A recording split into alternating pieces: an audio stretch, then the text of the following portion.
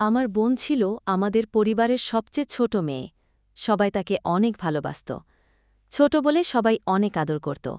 কিন্তু যতই আদর করতাম, ওর ভেতরে যেন অদ্ভুত এক রহস্য লুকিয়েছিল, সেটা আমরা তখন বুঝিনি।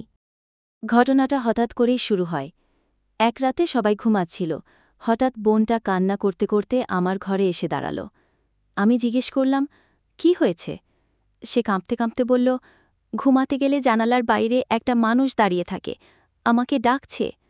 আমি ভেবেছিলাম বাচ্চাদের মতো ভয় পেয়েছে। কিন্তু সকালে গিয়ে দেখি সত্যিই জানালার বাইরে ছোট ছোট কাদার পায়ের ছাপ। অথচ রাতে বৃষ্টি হয়নি, আর কারো যাওয়ার কথা নয়।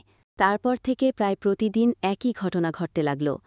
মাঝরাতে সে চিৎকার করে উঠত, জানালার দিকে তাকিয়ে বলত, তুমি এসেছ, আমি আসছি।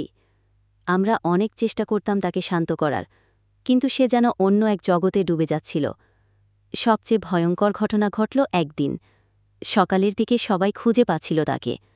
হঠাৎ দেখি বাড়ির ছাদের এক কোণে বসে আছে, কেমন যেন ফ্যাকাশে, ঠান্ডা মুখ। আমি দেখে বললাম, আজও মাঝে মধ্যে রাতে বোনটা ঘুমের মধ্যে ফিসফিস করে। ওরা আবার এসেছে, আমাকে ডাকছে।